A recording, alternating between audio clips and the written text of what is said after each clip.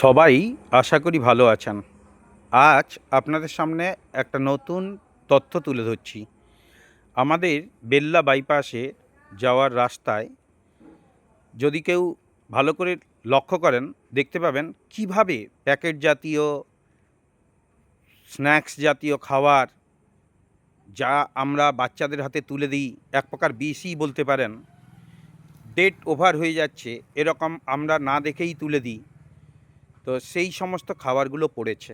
এমনকি যে বাজারে গেলে আপনাকে 10 টাকা কমেও ফল দেবে না, সেই ফলগুলো কিভাবে বস্তা বস্তা ফেলা হয়েছে, আপনি দেখলে অবাক হয়ে যাবেন। না দেখে বুঝতে পারবেন না কিভাবে পরিবেশটাকে দুর্গন্ধে এবং দূষণে ভরিয়ে দিচ্ছে।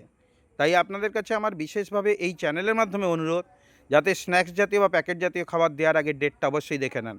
আর আপনারা অবশ্যই ভিডিওটা ভালো লাগলে আমার ভিডিওগুলোতে অবশ্যই লাইক, শেয়ার, কমেন্ট দিবেন এবং অপরকে দেখার সুযোগ করে দেবেন। অবশ্যই আমার ইউটিউব চ্যানেল আছে, তাকে সাবস্ক্রাইব করে রাখবেন, যাতে পরবর্তী ভিডিওগুলো অবশ্যই আপনারা ভালো মতন দেখতে পান। আর আপনাদের কাছে আমার একটাই বার্তা, স্ন্যাক্স জাতীয় খাবারগুলোকে বাচ্চাদের হাতে তুলে দেওয়ার আগে এই ভিডিওটাকে লক্ষ্য করবেন। স্ন্যাক্স জাতীয় খাবার যথোপযুক্তভাবে ডেট দেখে দেবেন।